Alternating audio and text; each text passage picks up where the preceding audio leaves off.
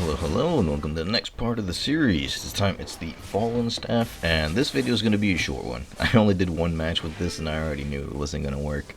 So, the E is like a long channel time before it actually procs, and it doesn't heal you directly. It still has to, like, I don't know, do its animation for a couple seconds, then it actually heals you for like 500. And, yeah, I did one fight, and I was like, yeah, this is not going to work. Anyone sees you casting for that long can easily interrupt you.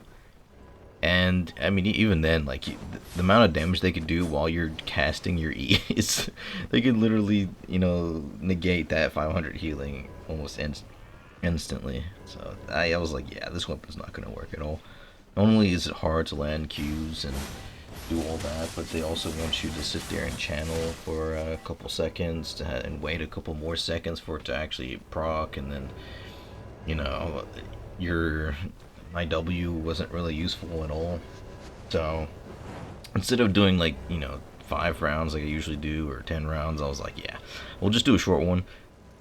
So first thing first, someone in the comments mentioned that I should toss an auto attacks after like using my Q to like proc the effect that happens, but I noticed that when you just spam Q, it'll proc it anyway, so there's no need to weave auto attacks in there. You're actually losing damage.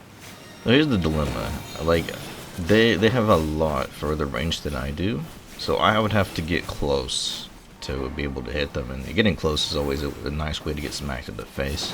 And their heal is like way better than mine. That jacket is actually like really broken. If I wasn't using a budget build, I think a lot of my builds would have that was it the cultist robe?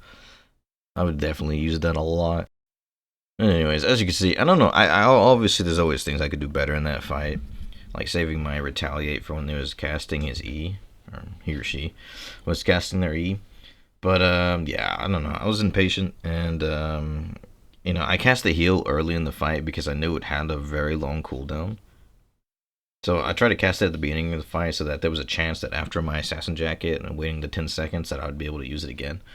But no, it's such a long cooldown that, I don't know, a curse staff could have dropped 2 E's on me by the time I got my heal back. So yeah, it's definitely not a weapon for Corrupted Dungeons. So that's gonna be it for me, guys. Thanks for watching, and hopefully the next weapons are a little bit better.